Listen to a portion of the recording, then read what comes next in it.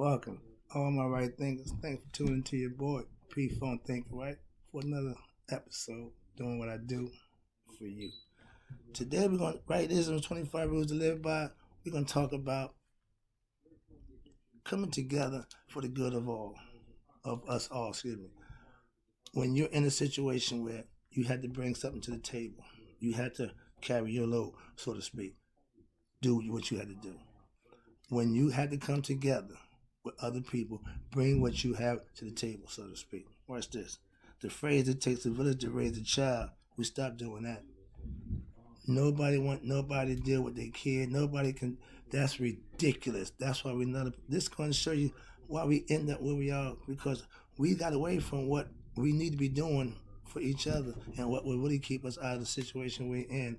At least in our community, the village that we live in, we should all be on board with taking care of that.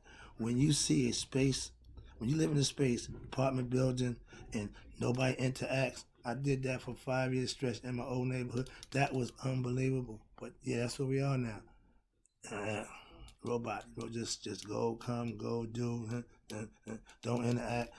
Don't even speak. Have time you walk past people. All right. But those are things trying to come together for the good of us all. We ain't doing that. These are things that we're not doing to make that happen. When the respect for each other is not there, just blatantly don't care about nobody, nothing. When you don't want nobody to check your child, even when it's wrong, problem. When the children have no respect for the elders, biggest problem. You got young kids don't have a clue what respecting the elders means. That's a problem. Okay, what happens when the young is overlooked? Another problem. As a father, I had a job to do for my offspring, my kids, my children. If you make it, take care. They got child support for that now. So if you can make them, she gonna stick. Trust me, that ain't where you want to be. We'll pass that. If men think if I ain't getting it no more, then forget the kid.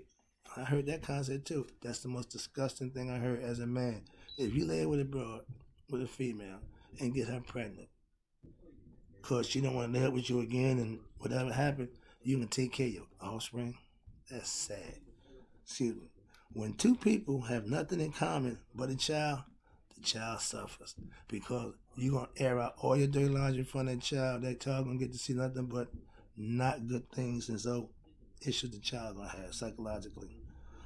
When the child only had the mom and no dad, there's no balance. In order to make it, it took two and sisters. Please stop with, I don't need no man to help me raise my kid. You need the man to make it. I'll let that stay there. Stop that. Oh, I'll go get child support.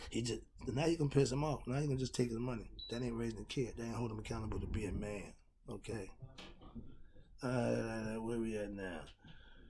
When the child only have, okay, that's the last one is, I always say it takes two to make a child.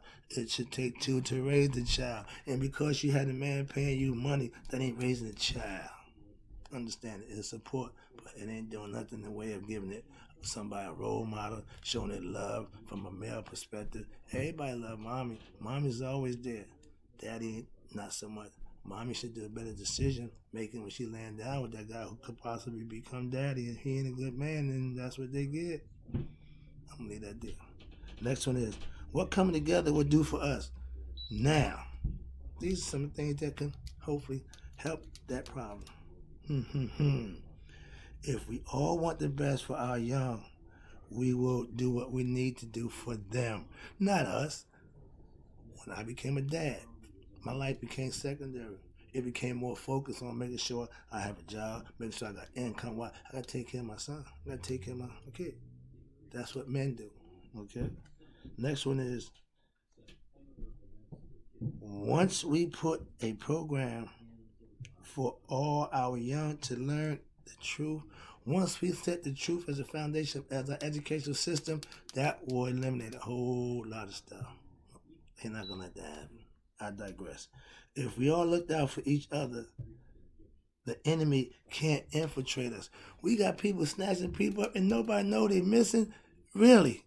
We couldn't go a couple of hours in the neighborhood back in the day. Somebody knows something going on and you can't. Like I said, don't get me started. I digress. Okay. We have to understand our future is our young. Teach them right. Teach them the truth. The truth is out there. The truth is here. What the hell? The truth sets you free. Free the young people.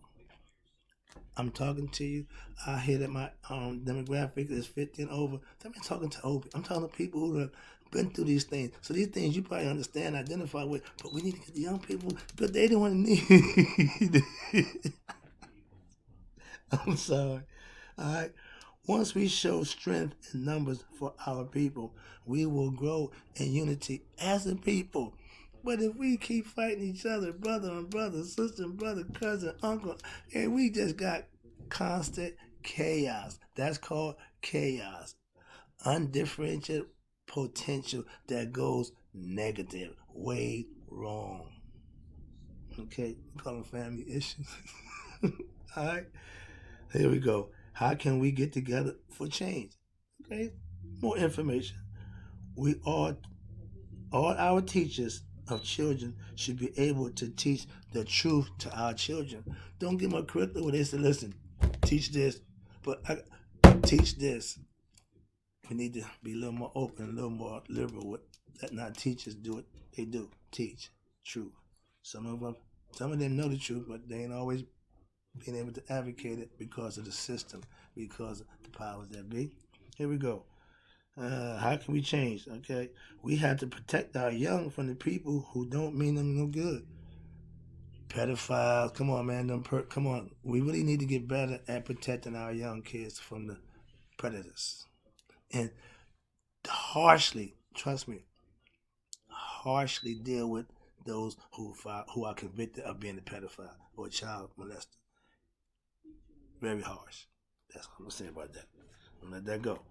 I have personal issues about that. We have to let the people who abuse children get the worst punishment. Yeah, I'm adamant about that one. Cut it off. I don't care. I don't care. Don't make a difference to me. I have no sympathy for criminals. Uh-oh. Okay, I need to find out what that is. Excuse me. See, I don't do this thing. Something going on. I need to find out. I think my battery running out again. But let's move on before the battery die on me. Okay, here we go. We have to produce bright, happy children for the future. A child who's been predated on by the pedophile, they can't be free. They living in fear. That's not good for a child. A child should be happy and carefree. That's what we should give to every one of our children. I'm with that 100%. I got a problem when we got children who are scared to death of their relatives because they're doing something to them that ain't right. We have to stop child abuse by anyone, mother, father, uncle, aunt, sister. It don't make a difference. We need to stop that nip in the bud by being real harsh on the punishment for those who come found convicted of doing that heinous crime. Deal with them harshly. Deter the next one, please. 'Cause that's what's going on. There's no deterrent, so they just willy nilly. We need to start coming down a little more harsh.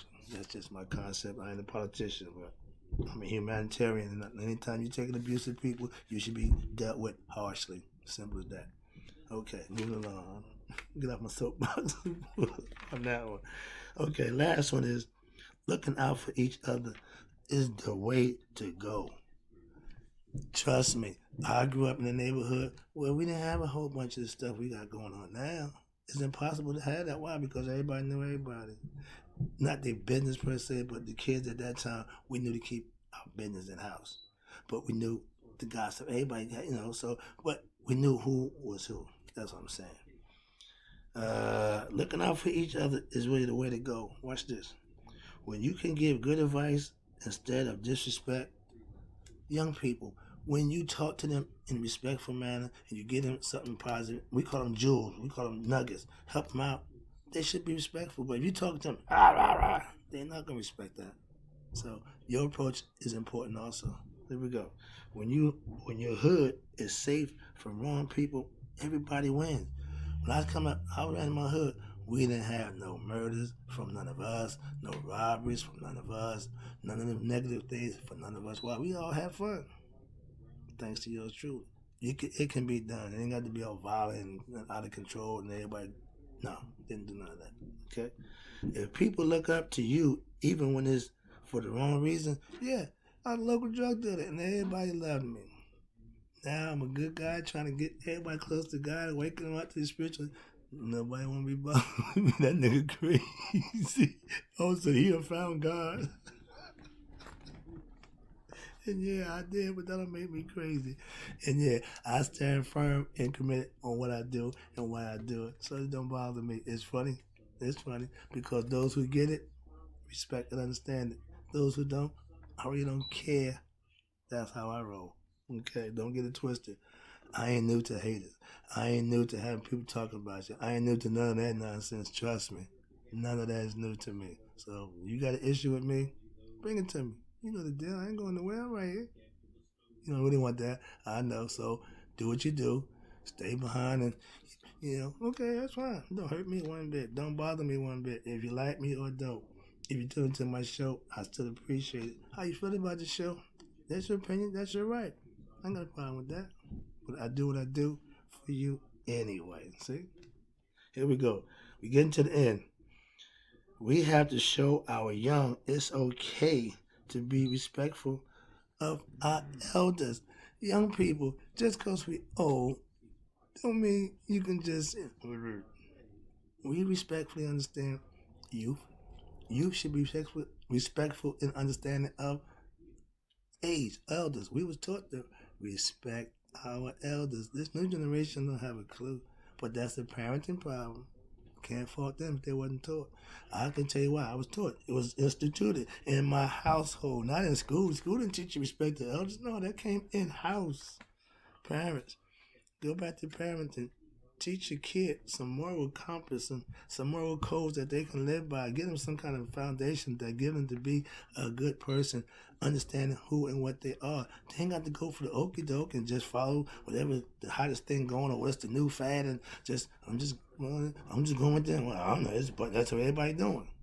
You walk by, they just jumping off a bridge. What they jumping? I don't know, but they jumping. No, I ain't jumping. That's all. Individuality is an important trait to have. Leaders are individuals. Followers want to get with the group. How you rolling? The last one is when your hood is safe, you feel good knowing you did it. Yeah, I brag about having my hood under control for years where there was nothing negative going on except we just having fun, growing, going to school, getting good grades, wearing nice clothes, and walking around having a good time and making money the whole time. So yeah, I feel good about that.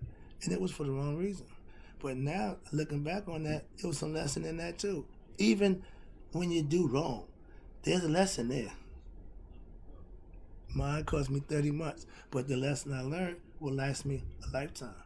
The 30 months I had to do to learn that lesson or to pay for that lesson, okay, look at me now. Don't use incarceration as a tool to better yourself. Do that before then. You can come to God without being handcuffed, shackled, and looking for some guidance. Come as a free man. Come. He like when you come like that. Why? Because he know you ain't in desperation. You ain't in need of something he got for you. You coming for your own purpose, your own accord. When you come to him willingly, he will come to you willingly. But if you come to him on your knees and begging because you all got a bad situation, he ain't too quick to come to your aid because you haven't shown him nothing. All you doing is begging. He like to be shown you understand and respect him. Why? By doing his will. I live every day by God's will. Why? I ain't got any other choice. That's what I choose to do. Ain't nobody making me do it. Ain't nobody twisting my arm. Ain't nobody going, you gotta live. No, my man. It's a free will. It's a choice. And once you get that knee-house, you'll understand what the choice is. Why? It's what you want to do for yourself. You know what it's about. You'll understand. That's what spiritual awakening is all about. Having knowledge and consciousness of God that dwells within us. Saying you know that, if you ain't living it, you don't know it. That's what I do. I live it. I teach it. Anything else I can do to get it across to anybody who want it, that's what it's all about. That's what he wants you to do. Everybody. He ain't picking and choosing who come to him. You open up to him, he'll open up to you. He don't pick and choose. But you gotta come right, gotta come correct. And don't bring the nonsense. He non-tolerable. He's zero tolerance for nonsense. 99.9999 don't mean nothing. 100 or nothing.